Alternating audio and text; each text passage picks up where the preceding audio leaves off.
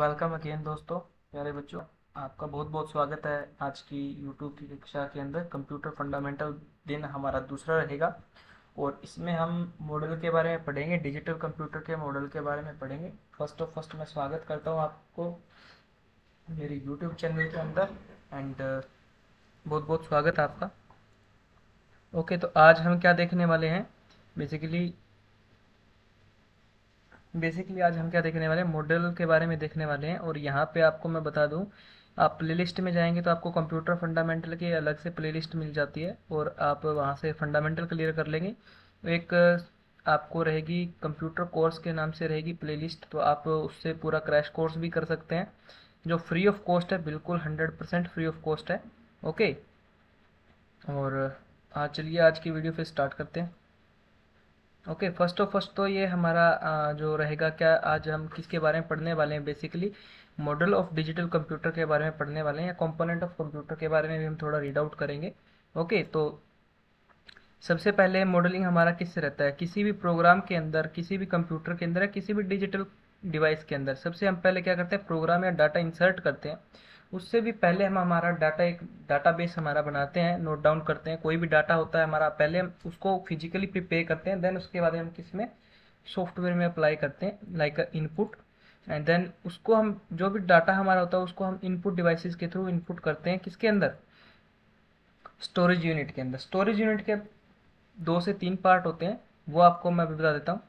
और उसके बाद में अब स्टोरेज यूनिट में जो प्रोसेस होने के बाद, जो एल्गोरिथम लगाए रहते हैं, उनके होने के बाद हमको क्या मिलता है, आउटपुट मिलता है ना। आउटपुट मिलता है ना। और अभी तक हमको आउटपुट मिला नहीं, क्योंकि यहाँ पे आउटपुट वर्ड आया नहीं है। तो आउटपुट अभी जब वर्ड आ जाएगा तो समझ लीजिएगा आपका पूरा प्रोसेस कंप्लीट हो चुका है। जब हम किसी प्रोग्राम या डाटा को हम सेव करते हैं इनपुट के अंदर, इनपुट के अंदर हम किसको देते हैं, स्टोरेज यूनिट को। स्टोरेज यूनिट सबसे पहले किसके ऊपर जाती है, अर्थमेटिकल लॉजिकल यूनिट्स के अंदर जाती है। अर्थमेटिकल लॉजिकल यूनिट्स मान लीजिए क्या रहेगा, आपके डिफरेंट डिफरेंट ऑपरेशंस रहते हैं। सिंपली आप वे में समझे, सिंपल वे में समझे तो सिंपली आपका क्या रहेगा, एक छोटे छोटे पड़ाव रहते हैं इसके, जो लॉजिक लगे रहते हैं ना स्पेशल। जैसे 2 और 2 4 होता है, ये एक लॉजिक है कि 2 और 2 4 ही होगा, 5 नहीं हो सकता। तो ये ऐसा प्रोग्राम हमारे इसके अंदर रीड आउट करते हैं। ये रिस्पॉन्सिबल रहता है लॉजिकल या प्रोसेसिंग करवाने के लिए, है ना। फिर उसके बाद में क्या रहता है, इन दोनों से मिलकर जो कंट्रोल यूनिट और अर्थमेटिकल लॉजिकल यूनिट से मिलकर कौन बना रहता है, सीपीयू। सीपीयू एक चिप रहती है ना। उसके ऊपर आपको पहचान मैं बता देता हूँ, मदरबोर्ड के अंदर एक कूलिंग फैन लगा रहता है। उसके जस्ट नीचे हमारा क्या रहता है, सेंट्रल प्रोसेसिंग यूनिट रहता है, सीपीयू कहते हैं। आप सीपीयू किसको बोलते हो, पूरे डब्बे को बोलते हो, वो हमारा कैबिनेट होता है ना, केस भी बोल सकते हैं उसको। उसके अंदर एक डिफरेंट डिफरेंट वेरिएंट रहता है, जैसे पावर सप्लाई रहता है, मदरबोर्ड रहता है, सारा कुछ रहता है। वो हम सबसे लास्ट वाली पीडीएफ जो पीपीटी हम बनाएंगे उसके अंदर पढ़ेंगे। ओके, तो उसका क्या, आपको एक ओवरव्यू मिल जाएगा उस पूरी क्लास से, है ना। तो अभी के लिए आप सेंट्रल प्रोसेसिंग यूनिट समझें। सेंट्रल प्रोसेसिंग यूनिट का आपको आगे डायग्राम या फोटो भी मिल जाएगा इसके अंदर। और उसके बाद में क्या रहता है, इनपुट और आउटपुट के बीच में जो कौन कंट्रोल करता है, उन दोनों को कौन कंट्रोल, कंट्रोल यूनिट दोनों को कंट्रोल करती है। इनपुट और आउटपुट के बीच में जो स्टोरेज यूनिट के अंदर कंट्रोलिंग यूनिट होते हैं, उन दोनों के, जैसे इनपुट हमने कुछ दिया, उसने डिकोड किया, कोड किया, फिर उसको हमको क्या मिला, हम अर्थमेटिकल के साथ उसने कंबाइन किया, सेंट्रल प्रोसेसिंग हुआ किसी भी डेटा के अंदर, फिर हमको कि कहाँ पे गया, स्टोरेज यूनिट के अंदर गया। स्टोरेज यूनिट पे फिर थोड़ा प्रोसेस होने के बाद हमको किस पे मिला, आउटपुट यूनिट के अंदर मिला, लाइक डिस्प्ले के अंदर मिला हमको। देन उसको हम क्या बोलते हैं, आउटपुट बोलेंगे, है ना।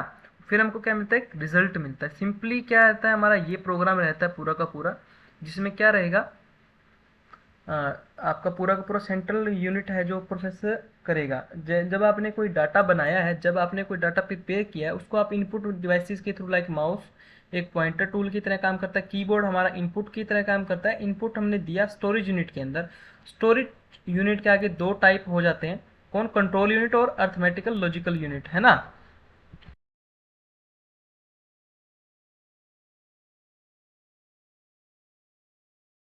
ओके, तो 2 यूनिट हमारे हो जाते हैं।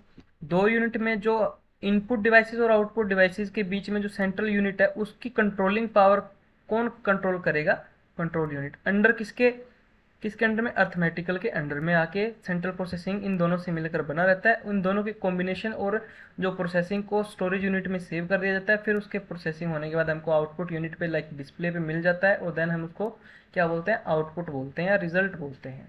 ओके, तो सिंपली हम आगे देखते हैं अभी सीपीयू क्या रहता है। What is the CPU, what is the definition of CPU, है ना। सीपीयू बेसिकली होता क्या है, सीपीयू क्या रहता है, एक सिस्टम का कैलकुलेशन यूनिट रहता है जो हमको मेड इनसाइड सीपीयू के कैबिनेट जो मदरबोर्ड के अंदर मैन्युफैक्चर्ड रहता है बाय कंपनी।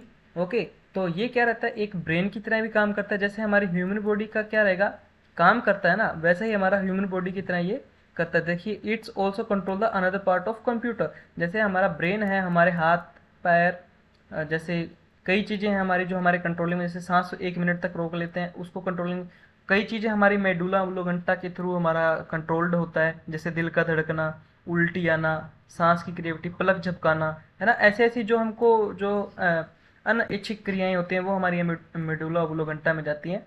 और जो डायरेक्टली हमारा एक रहता है मेरुरज्जु, जो शॉर्ट ब्रेन बोलते हैं, जिसको छोटा दिमाग भी बोल सकते हैं। छोटा दिमाग एक्चुअली मेडुला ओब्लोंगेटा ही होता है, और उसको जो मेरुरज्जु के अंदर पड़ती होती है वो तो हमारा एक साइंस फील्ड में चला जाते हैं हम फिर ना, फिर वो साइंस फील्ड के अंदर चला जाएगा तो ज़्यादा हो जाता है वो। तो इसमें क्या रहेगा, ये क्या रहेगा, CPU is a term in the brain of the computer of each every activity of computer is controlled by it. क्या है सीपीयू के अंडर में, ये क्या है, एक ब्रेन है सीपीयू। कंप्यूटर किसी किसी भी कंप्यूटर का जो ब्रेन है वो सीपीयू है। ये क्या करेगा, ईच एक्टिविटी को क्या करेगा, मॉनिटरिंग करेगा या कंट्रोल करेगा, किसके, सीपीयू कंट्रोल करेगा। Okay, CPU is the consistent and arithmetical and logical unit and the control unit in the central memory. Central memory के अंदर हमारा कंट्रोल यूनिट, लॉजिकल यूनिट लगे रहते हैं। अर्थमेटिकल लॉजिकल वैल्यू दोनों सेम ही रहेगी। अर्थमेटिक यहाँ पे अलग लिख दिया है और लॉजिकल यूनिट अलग लिख दिया है। ओके, तो ये हमारा रहता है सीपीयू, ऐसा हमारा दिखने में सीपीयू रहेगा। ये कम से कम ये क्या, जैसे आपने पिछली कक्षा के अंदर पढ़ा हुआ है, पिछले लेक्चर के अंदर या वीडियो के अंदर आपने देखा होगा, तो हम VLSI पे काम करते हैं, वेरी लार्ज, और एक होता है ULSI, एक होता है अल्ट्रा लार्ज, है ना। अल्ट्रा लार्ज पे भी हम क्या करते हैं, काम करते हैं। तो हमारा ये अल्ट्रा लार्ज के ऊपर सीपीयू चल रहा है अभी करंट का, है ना। तो ऐसा हमारा फिटेड रहता है। इसके ऊपर ये जो प्लेट आपको दिख रही है वो ऊपर ऐसे कवर अप हो जाती है, और उसके ऊपर कोई जो ये बोल्ट लगाए हुए हैं साइड के अंदर, ये वाले बोल्ट और ये पोर्टिंग है यहाँ पे क्या रहता है, एक फैन एडजस्ट हो जाता है। ओके, तो उसके बाद हम देखते हैं हमारा क्या रहेगा, पार्ट्स ऑफ सीपीयू। सीपीयू के क्या क्या पार्ट, पहला पार्ट हमारा क्या है, अर्थमेटिकल लॉजिकल यूनिट। दूसरा हमारा पार्ट क्या रहेगा, कंट्रोल यूनिट। तीसरा पार्ट हमारा क्या रहता है, मेमोरी यूनिट। अब देखिए, अर्थमेटिकल लॉजिकल के बिना हमारा कोई भी ऑपरेशन कंप्लीट नहीं हो सकता। कंट्रोल यूनिट, अगर कंट्रोल यूनिट ना हो तो अर्थमेटिकल को कंट्रोल कौन करेगा। मेमोरी यूनिट ना हो तो इन दोनों को स्टोरेज या फिर जो रैम और रोम होती है वो उनको क्या कैसे हम करवाएंगे, वो हम आगे करेंगे टाइप्स ऑफ मेमोरी के अंदर, है ना। तो आगे ये जो यूनिट बनेगी ये, तो ये कहाँ पे जाएगी, टाइप्स ऑफ मेमोरी के अंदर जाएगी। बेसिकली इस लेक्चर के अंदर हमने क्या लिया, मेमोरी के 2 पार्ट में डिवाइड, यूनिट के अंदर जो मेमोरी यूनिट है उसको 2 पार्ट के अंदर डिवाइड किया है, बेसिकली इनपुट और आउटपुट के अंदर। तो अभी हम क्या देखते हैं, कंट्रोल यूनिट देखेंगे सबसे पहले, या अर्थमेटिकल यूनिट देख लेते हैं। ये होता क्या है बेसिकली, अर्थमेटिकली लॉजिकल यूनिट रहता है वो रिस्पॉन्सिबल रहता है किसके, परफॉर्मिंग करवाने के लिए। जो लॉजिक है, जो अर्थमेटिकल वैल्यू रहती है, आपने अर्थमेटिक मैथ देखा होगा, वैसा वैसा ही कुछ देखने को इसको मिल सकता है ना। या फिर किसी भी डाटा के अंदर जो मेमोरी के अंदर है उसके अंदर जो रिस्पॉन्सिबल क्या करेगा, प्रोसेसिंग करवाएगा, परफॉर्मिंग करवाएगा, वो हमारा अर्थमेटिकल लॉजिकल यूनिट करवाता है। ओके, ये क्या रहता है, सभी के सारे कैलकुलेशंस को वर्क परफॉर्म करवाता है, क्योंकि इसके अंदर क्या है, क्योंकि इसके अंदर क्या है, लॉजिक है। बातों का जो जैसे लॉजिक निकालते हैं ना, एक का रिजल्ट दूसरा, दूसरे का रिजल्ट तीसरा, तो ऐसा ही अर्थमेटिकल में क्या रहता है, एक्स की वैल्यू वाई की वैल्यू, ऐसा भी रहता है। एक्सेल में जैसे होता है हमारा, तो सारे के सारे कैलकुलेशन किसके यूनिट के थ्रू आती है, अर्थमेटिकल एंड लॉजिकल यूनिट के अंडर में आती है। ओके, ये क्या करेगा, जैसे आपको परफॉर्मेंस करवाता है, addition, subtraction, multiplication, division, logical comparisons like less than और ग्रेटर देन। अब जैसे हम एक्सेल के फॉर्म में करते हैं, मान लीजिए अभी तक मैंने आपको एक्सेल करवाया नहीं है, उसमें एक फॉर्मूला होता है फेल एंड पास वाला। उसमें हम क्या रखें, इफ़ एक सर्टनिटी, हम कोई सेल सिलेक्ट कर लेते हैं, ये सेल less than is equal to या फिर लेस देन है किससे, 33 से, तो हम क्या करते हैं, फेल, वरना फिर इसको पास कर देते हैं, है ना। तो ऐसा हम कंडीशन लगाते हैं ना, तो ऐसा हमारा लॉजिक रहता है, वो एक लॉजिक लगाते हैं हम। After processing the output sent main memory. देखो इस जो हमने सब्ट्रैक्शन या एडिशन का मान लीजिए कोई भी हमने दिया, 2+2 का दिया, 2+2 होने के बाद वो मेन मेमोरी में ट्रांसफर होगा, देन उसके बाद में प्रिंटेड होगा किस पे, एलसीडी के अंदर। ये तो हमको पता ही है, वेरी बहुत ही बेसिक सी बात है ये। आ गया था हमारा कंट्रोल यूनिट। कंट्रोल यूनिट का क्या रहेगा, सबसे सबसे पहले क्या करेगा, ये एक्ट करेगा किसके जैसे, सुपरवाइजिंग मॉनिटरिंग। जैसे सुपरवाइजरिंग मॉनिटर, आप मान लीजिए किसी कंप्यूटर सेंटर में अभी बैठे हैं और लेक्चर देख रहे हैं, तो आपके जो टीचर है वो आपको मॉनिटर कर रहे हैं, है ना, वो आपको सुपरवाइज कर रहे हैं। लाइक रेलवे में हम जब देखेंगे तो एक जैसे गैंग होती है पूरी की पूरी, उनको मॉनिटर कौन करता है, जेई, और जेई को मॉनिटरिंग कौन करता है, एसएसई, सुपर जो सीनियर सेक्शन इंजीनियर्स उसको होल्ड ऑन करते हैं। ओके, तो ऐसे ही मॉनिटरिंग करते हैं। सिंपली कंट्रोल यूनिट के वर्क क्या रहते हैं, टाइमिंग को कंट्रोल करना, लॉजिक को कंट्रोल करना, ओके, प्रोग्राम को काउंटर करना।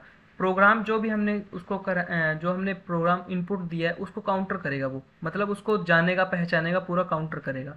फिर उसको रजिस्टर्ड जो हमने उस प्रोग्राम के अंदर कोई भी इंस्ट्रक्शन रजिस्टर्ड की है उसको डिकोड करेगा। किसमें, जैसे हमने दिया ए मान लीजिए बाइनरी लैंग्वेज में 67 बन जाता है मान लीजिए। ओके, तो वो बाइनरी लैंग्वेज कैसे समझेगा, पहले हमने ए दबाया, उसके बाद में जो ए के अंदर जो इंस्ट्रक्शंस रजिस्टर्ड थी वो सीपीयू के अंदर गई, फिर उसने उसको काउंटर किया, मतलब ढूंढा, फाइंड किया, फिर उसके ऊपर उसने क्या किया, एक्ट किया। ओके, तो ऐसा रहेगा। उसके बाद में हम क्या आते हैं, हमारा जो मेमोरी यूनिट है, बेसिकली इसको दो पार्ट में मैंने डिवाइड किया, आपको मैं बता देता हूँ।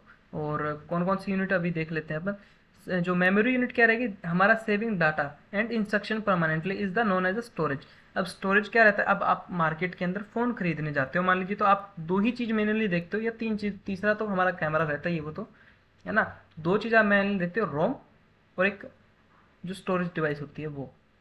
ओके, स्टोरेज उसकी कितनी है, रैम और रोम अलग अलग है दोनों ही एक मेमोरी की तरह यूज होती है। वो शॉर्ट मेमोरी, बहुत शॉर्ट मेमोरी होती है रैम, जो जिसको रीड ओनली मेमोरी बोलते हैं अपन। रीड ओनली मेमोरी में बेसिकली लॉजिकल यूनिट और अर्थमेटिकल वैल्यू फिटेड रहते हैं पहले से ही। ओके, तो वो हम आगे करेंगे, जैसे हमारी वॉशिंग मशीन टाइप का भी मैं एक एग्जांपल देने वाला हूँ आगे। ओके, तो उसमें क्या रहा, जो हमारा डाटा स्टोर करेगी, लाइक हमारे फ़ोन के अंदर कोई भी मूवी पड़ा है या मूवी पड़ी है ना, कोई भी हमारे पास कोई डॉक्यूमेंट पड़ा है, तो वो हमारा क्या है, एज अ परमानेंटली स्टोर्ड है किसके अंदर, कोई भी इंस्ट्रक्शन उसके अंदर सेव हो सकती है, वो हमारे पास परमानेंटली स्टोर पड़ी है डाटा के, as a form of data. Okay, तो डाटा को क्या रहेगा, फीड करेंगे उसको। अब उसको हम कभी भी उठा करके एडिट भी कर सकते हैं, ऐसा भी है ना। और क्या रहेगा इसमें, जो प्रोसेसिंग करेंगे, स्टार्ट करेंगे, मान लीजिए हम किसी फाइल को ओपन करते हैं, तो देन हम जैसे मान लीजिए पीपीटी है, मान लीजिए मैं एडिट कर लेता हूँ, मान लीजिए हमें इसको एडिट कर लेते हैं, तो उसका क्या रहेगा, एक्चुअल जो प्रोसेसिंग करेगा वो स्टार्ट करेगा, and then it is the because of central processing unit. हम किसी भी फाइल के ऊपर डबल क्लिक करते हैं तो वो क्या होता है, ओपन हो जाता है, और सेंट्रल प्रोसेसिंग यूनिट के थ्रू ही वो ओपन हो पाता है ना। तो क्या उसको हम क्या करेंगे, उसकी स्पीड को भी उसका मेंटेनेंस कर सकते हैं पूरा का पूरा, जो स्पीडली करेगा। जैसे लाइक एसएसडी होता है, वो हमारा एचएसडी से 10 ऑफ टाइम इंक्रीज रहता है, 10 to 20 टाइम वो हमारा क्या रहेगा, फास्टर रहता है एज कम्पेयर किसके, एचएचडी के। एसएसडी हमारा फास्टर माना जाता है। ओके, सॉलिड स्टोरेज डिवाइस के अंदर उसको हम रखते हैं। मेमोरी के हम बेसिकली दो पार्ट देखते हैं, सबसे पहला इनपुट और दूसरा आउटपुट यूनिट। यूनिट और आउटपुट में फ़र्क है, एक मैं बोलता हूँ इनपुट और एक इनपुट यूनिट, इन दोनों में ही फ़र्क है बोलने के अंदर। ओके, आगे आता है हमारा characteristics of component computer. Characteristics of computer हमारा क्या रहेगा, सबसे पहले स्पीड सबसे पहले हमारा मेन चीज़ यहाँ पे रहेगा, क्योंकि स्पीड में आपको बोल दूं कि मान लीजिए एक पीसी में एसएसडी लगा हुआ है, एक पीसी में एचएचडी लगा हुआ है। एक पीसी के अंदर मान लीजिए स्टोरेज फुल ऑफ पड़ा है, फुल खाली पड़ा है, मतलब वो उसका मान लो 90% खाली पड़ा है, एक का 90% यूज्ड है एचएचडी का। तो सबसे पहले मान लीजिए एसएसडी रहेगा, मान लीजिए एसएसडी की बेस पे हम बात करें एज अ स्पीड, तो एसएसडी का जब हम पीसी ऑन करते हैं और उसका पावर बटन दबाते हैं, तो इन 10 सेकंड के अंदर वो पूरा पीसी आपका वर्किंग के लिए रेडी हो जाता है। जबकि जो एचएचडी में ऐसा नहीं रहता है। बेसिकली आपका कंप्यूटर पहले प्रोसेस करता है, फिर आपको 1 मिनट का टाइम लगता है उसको ऑन करने के लिए, फिर आपको रिफ्रेश करना पड़ता है, फिर आप उसको फाइल को ओपन करते हो, फिर आपको रिफ्रेश करना पड़ता है। ऐसा एचएचडी के अंदर देखा जा सकता है, बट एसएसडी के अंदर वो काफ़ी फ्लुएंट काम करता है, काफ़ी बेसिक, मतलब बढ़िया लाजवाब काम करता है एसएसडी के अंदर। ओके। तो एक स्टोरेज का भी फैक्टर रहेगा। एक तो आप जैसे लैपी लेते हो कोई भी जो नोटबुक टाइप का लेते हो, तो उसमें क्या रहता है आपका 124 GB का आता है अराउंड ऑफ, इतना तो आजकल मोबाइल में भी आ रहा है। तो स्टोरेज का भी काफ़ी फैक्टर रहता है, एक्यूरेसी उसके अंदर होती है ना। सारे इस ये सारे के सारे जो कम्युनिकेशन ऑटोमेशन सारे के सारे इसमें क्या हम अप्लाई कर देते हैं, है ना। सारे के सारे इसमें क्या करते हैं, अप्लाई करते हैं। ओके, तो आगे हम देख लेते हैं classification of computer. Actually in पे एनिमेशन मेरे से लगा नहीं, मिस हो गई है, ये जो एरो बचे हुए हैं इन पे एनिमेशन मेरे से लगा नहीं। तो आपको अभी जैसे जैसे बॉक्सेस आएंगे उठ उठ करके तो आपको पता चलतेगा। बेसिकली हम क्लासिफिकेशन 3 टाइप से करते हैं किसी भी चीज़ का। वन ऑफ द बेस्ट हमारा क्या रहेगा, पर्पज रहता है, फिर हमारा टेक्नोलॉजी रहता है, टेक्नोलॉजी बेस के ऊपर, एंड देन हमारा साइज और कैपेसिटी के ऊपर बेस रहता है किसका, क्लासिफिकेशन ऑफ कंप्यूटर। कंप्यूटर हम 3 टाइप से हम क्लासिफाइड करते हैं, purpose, technology and storage unit या साइज के अकॉर्डिंग। ओके, तो सबसे पहले आता है पर्पज। पर्पज हमारा जैसे मान लीजिए हमको एक बेसिक लेके चले आप, स्पेसिफिक और जो जो जनरल और स्पेसिफिक रहेगा। जनरल जैसे हमारा इंटेल का प्रोसेसर है, हम उसमें गेम भी खेल लेते हैं, काम भी कर लेते हैं, स्टडी भी कर लेते हैं, सारा कुछ कर लेते हैं, तो जनरल पर्पज के लिए हो गया। एक स्पेसिफिक होता है, जैसे हमारा जैसे कंप्यूटिंग के देखा जाए हमारा, तो जैसे आप फॉर एग्जांपल बैंक ले लीजिए। उसमें बैंक के अंदर क्या रहता है, फ्रेमवर्क का कंप्यूटर रहता है जो फ्रेमवर्क के ऊपर काम करता है। उस पर जो एक मैनेजर होता है, मैनेजर के अंदर एक फ्रेमवर्क का कंप्यूटर इंस्टॉल्ड रहता है। उसके अंदर जो जैसे जो इसके एम्प्लॉय होते हैं, उसके नीचे जो काम करते हैं मैनेजर के जो नीचे काम करेगा, उनके नीचे एक पीसी की लाइन छोड़ दी जाती है। और जो भी काम वो करते हैं, जो भी उनका डेली बेस का काम रहेगा, वो मैनेजर के ऊपर अपने आप सबमिट हो जाता है। तो वो फ्रेमवर्क की तरह काम करता है, तो ये स्पेसिफाइड भी है। एक एग्जाम्पल और लेके देख लेते हैं। जैसे जनरल आप यहाँ पे सीख रहे हो, पढ़ रहे हो, है ना। जैसे ही आप जैसे कंप्यूटर सेंटर में तो जनरल यूजेस के लिए हमारा कंप्यूटर वो परचेज किया गया है। अब साइंटिफिक के लिए आ जाता है, किसी को गेमिंग पसंद है तो वो एडीएमए प्रोसेस लेगा, नोट ए आई प्रोसेस वो इतना बिलीव नहीं करेगा, है ना। तो उसको क्या चाहिए, ग्राफिक्स चाहिए, अच्छे अच्छे ग्राफिक्स चाहिए, उसका मोड बढ़िया होना चाहिए, तो वो स्पेशल के अंदर भी आ सकता है। आगे हमारा टेक्नोलॉजी बेस्ड भी रहता है। टेक्नोलॉजी बेस पे अलोंग्ड ये रहेगा, जो मैंने आपको पिछले बता दिया है, अलोंग्ड रहता है। अलोंग्ड में मतलब बेसिकली क्या रहेगा, और डिजिटल में क्या रहेगा, और हाइब्रिड में क्या रहता है। हाइब्रिड में आपके पोर्टिंग टाइप का रहता है, जैसे हाइड्रोलिक रहता है ना। डिजिटल के अंदर डिजिटल तो हमारा आजकल चल ही रहा है ना। और अलोंग कंप्यूटर क्या रहता है, जैसे हाइड्रोलिक और इलेक्ट्रिकल और मैकेनिकल इन सारों का जो कॉम्बिनेशन मिलकर के बना होता है। जैसे आपको मैं डेफिनेशन बता दूं, है ना। Along computer is a computer which is use continuously changeable, जो हमारा कंटिन्यूस चेंज होता रहे, चेंजेबल हो, है ना। लाइक किसके लिए, मैकेनिकल, इलेक्ट्रिकल और हाइड्रोलिक, जिसको एक ही कंप्यूटर के अंदर मैकेनिकल भी हो, इलेक्ट्रिकल भी हो और हाइड्रोलिक लाइक हो, है ना। तो इसका जो सबसे पहला जो 1950 के अंदर हमने 1960 के सेंचुरीज के अंदर देखा था, है ना। और इसको क्या, बस इतना ही रहेगा, जो आपको चेंजेबल रो रहे, कंटिन्यूसली रहे, है ना। मैकेनिकल, इलेक्ट्रिकल और हाइड्रोलिकल, ईटीसी भी उसमें जोड़ सकते हैं। लाइक आपको कोई जैसे इलेक्ट्रॉनिक्स से कुछ करना है तो उसमें भी हम कर सकते हैं। और एक रहता है हाइब्रिड। हाइब्रिड के अंदर पोर्टिंग टाइप का रहता है ना। हाइब्रिड आपको पता ही होगा। और उसके अंदर आगे हमारा क्या रहता है, हमारा 3 टाइप का स्टोरेज के ऊपर क्या रहेगा, कंप्यूटर डिवाइड रहेगा। ओके।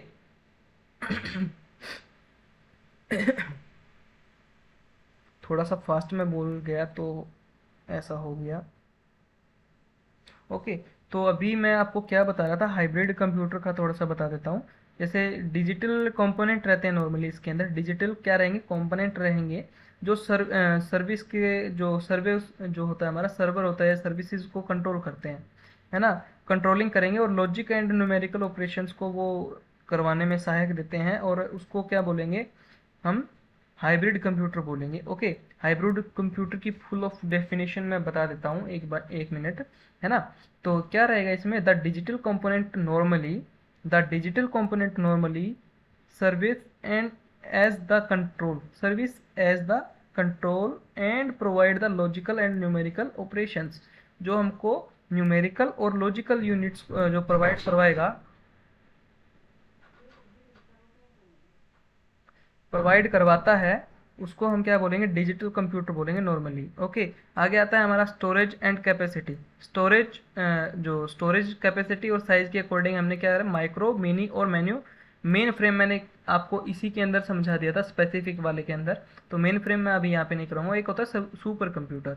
तो माइक्रो के अंदर क्या रहेगा, हमारे डेस्कटॉप, लैपटॉप और पैंडा आ जाता है ना। माइक्रो को तो डेस्कटॉप का आपको पता है, लैपटॉप भी आपको पता है, पैंडा भी आपको पता होगा। मिनी के अंदर मिनी लैपटॉप्स आ जाते हैं।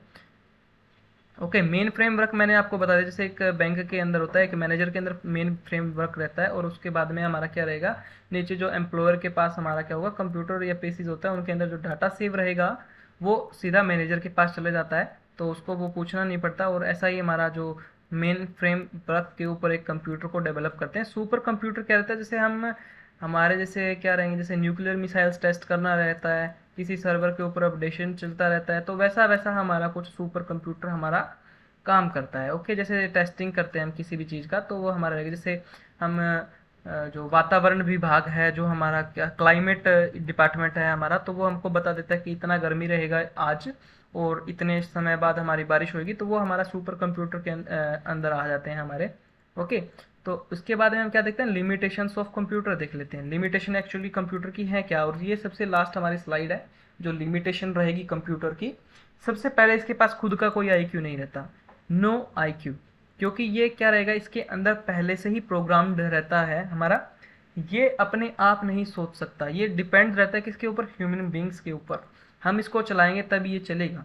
ओके, ये क्या रहेगा, और एल्गोरिथम एल्गोरिथम के ऊपर काम कर सकता है, बट ये फीलिंग के तरह, जैसे एक मनुष्य होता है, ये एक ह्यूमन बींग होता है, जो उसके अंदर फीलिंग होते हैं, जो हार्मोन्स उसके अंदर रिलीज होते हैं, उसके ऊपर वो रिएक्ट करता है, उसके बेसिस पे वो रिएक्ट करता है किसी भी अनदर पर्सनैलिटी के साथ। तो वो कंप्यूटर हर किसी के साथ वो सेम पर्सनैलिटी या डिफरेंट डिफरेंट पर्सनैलिटी के साथ वो सेम वर्क ही करेगा। ऐसा नहीं है कि आपका मेरे साथ अलग करेगा और आपके साथ अलग करेगा। हालांकि आप अलग यूजेस उसके करना चाहो तो कर सकते हो, मेरे से अलावा यूजेस करना चाहो, अगर मैं सेम आपका प्रोसेस अप्लाई करता हूँ कंप्यूटर के ऊपर, तो वो मेरे को सेम आउटपुट या फिर मेरे साथ बिहेवियर करेगा। ओके, ये क्या रहेगा, उसमें क्या रहता है, प्री प्लान्ड इंस्ट्रक्शन सारे के सारे उसमें पहले फिटेड रहते हैं, और प्रोग्राम उसके अंदर रहते हैं, लाइक सॉफ्टवेयर। और जो सॉफ्टवेयर के अंदर कोई भी प्रोग्रामेबल रहता है, पीसीज के अंदर रहता है, तो वो सारा का सारा उसके अंदर क्या रहता है, सबसे पहले ही प्रोग्राम्ड रहता है। So very very thank you listening this lecture and keep supporting and please subscribe this channel. Okay, and अभी आपका जो आगे आने वाला डे में हम क्या करेंगे, इनपुट डिवाइसेस और काफ़ी डिफरेंट वेरिएशन देखेंगे हम, ऑपरेटिंग सिस्टम भी कवर करेंगे, सारा कुछ जो भी आपको फंडामेंटल से रिलेटेड आपको कोई भी डाउट होगा वो यहाँ पे क्लीन हो जाएगा, बिल्कुल क्लियर हो जाएगा। ओके, तो thank you watching this lecture and I hope आप अपने नोट्स बना रहे होंगे। ओके, तो आप अच्छे से पढ़ाई करते रहें और अपने नोट्स बनाते रहें। So thank you for listening this lecture.